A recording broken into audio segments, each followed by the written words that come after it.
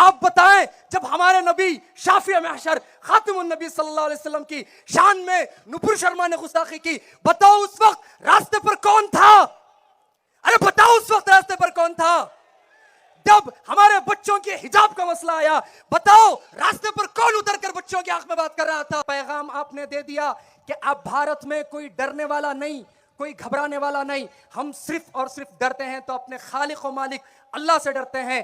चाहे तुम जितने साजिश कर लो, हम डरने वाले नहीं हैं। ये इनकलाबी सरजमीन, शहीद मिल्लत की खून से सेंचने वाली सरजमीन, आज एक चप्पे चप्पे मशरिक से लेकर मगरिब तक, शुमाल से लेकर जुनूब तक, भारत के हर मजलूम तक ये पैगाम पहुंचाना चाहती है।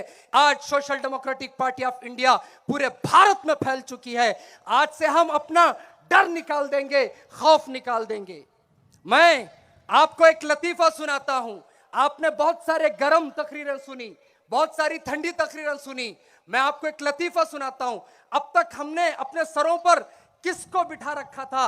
मुल्ला नसीरुद्दीन एक बड़े आदमी गुजरे हैं, उनको उनके गधे ने एक मर्तबा रिक्वेस्ट किया कि जनाब मैं छत पर चढ़ना चाहता हूं। मुल्ला नसीरुद्दीन ने बहुत समझाया, गधे को छत पर नहीं बिठाया जाता, लेकिन गधे का इसरार था कि बार बार गधा इसरार कर रहा था कि मुझे छत पर बिठाया जाए।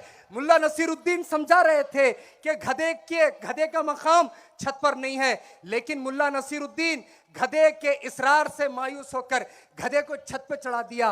गधे ने सबसे पहले एक काम किया, सबसे पहले लात मार के मुल्ला नसीरुद्दीन को नीचे गिराया, फिर उसके बाद छत को डैमेज करके खुद नीचे गिर पड़ा। यही हाल कांग्रेस का है, यही कांग्रेस के लोगों का है।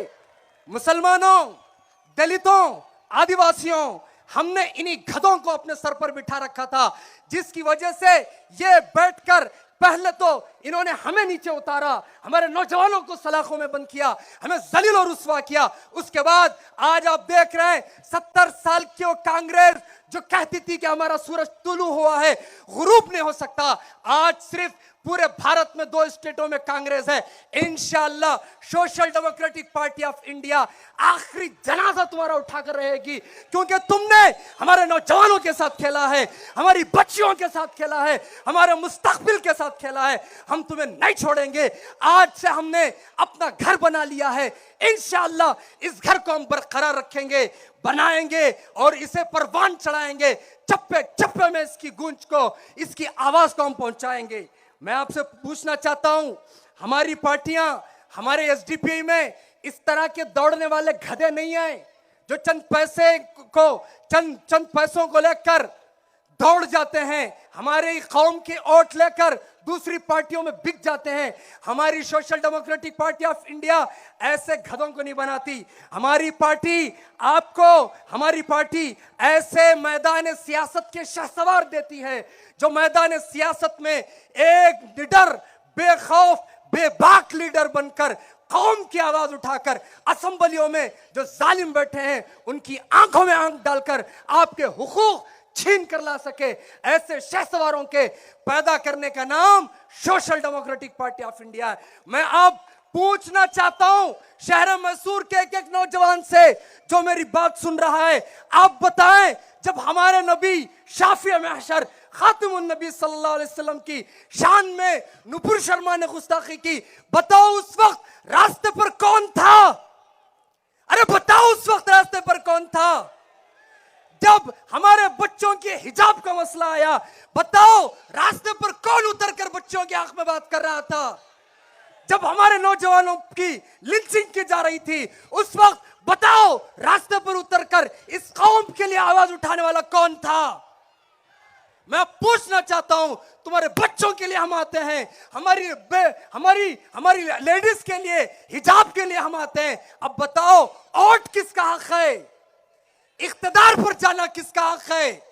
मैं पूछना चाहता हूं हमारे शहर के एमएलए साहब से और रियासत कर्नाटका के मुसलमान एमएलए से, जब रसूलुल्लाह सल्लल्लाहु अलैहि वसल्लम की शान में गुस्ताखी की गई, कहां थे तुम लोग? कहां छप गए थे? हिजाब का मसला आया, कहां थे तुम लोग?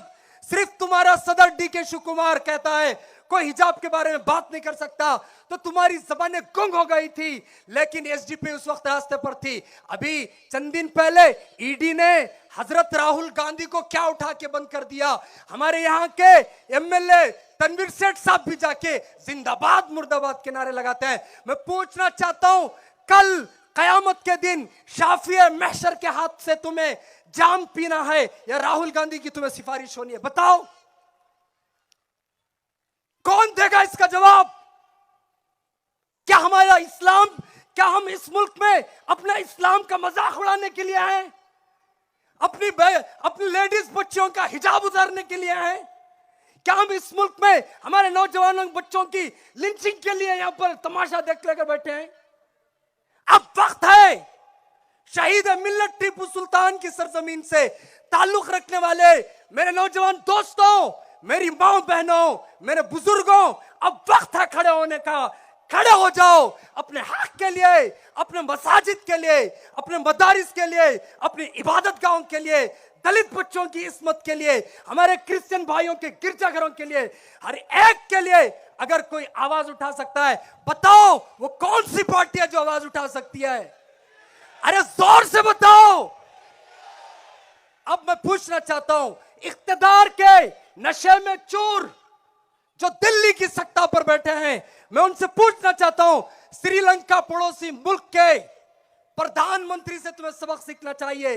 जिस राजपक्षे ने यह कहा था कि मैं श्रीलंका को इस्लामी मुक्त, हिजाब मुक्त, मदरसा मुक्त, मसाजिद मुक्त श्रीलंका बनाऊंगा, लेकिन अल्लाह, हमारा ईमान है, आपके डंडे में आवाज नहीं होती लेकिन ये जरूर काम करता है। मैं इस मुल्क के प्राइम मिनिस्टर से, जालिम से कहना चाहता हूं, मेरे अल्लाह की लाठी तुम पर भी आने वाली है।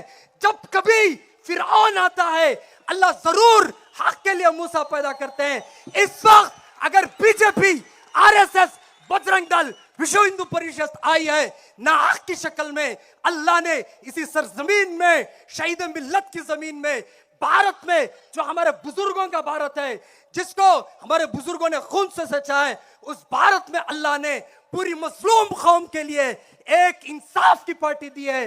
उस पार्टी का नाम social democratic party of India है। इतना कहकर मैं अपनी बात खत्म करता हूं। मैं तुम्हें कहना चाहता हूं, ये तुम्हारी पार्टी है, मेरी पार्टी है, हर मजलूम की पार्टी है, आने वाले हर बच्चे की पार्टी है, हर दीनदार की पार्टी है, हर दलित की पार्टी है, हर क्रिश्चियन, हर माइनॉरिटी की पार्टी है, हर इंसाफ पसंद की पार्टी है। इतना कहकर मैं अपनी बात खत्म करता हूं। जय एसडीपीआई, जय भारत। अस्सलाम वालेकुम। कर्नाटका स्टेट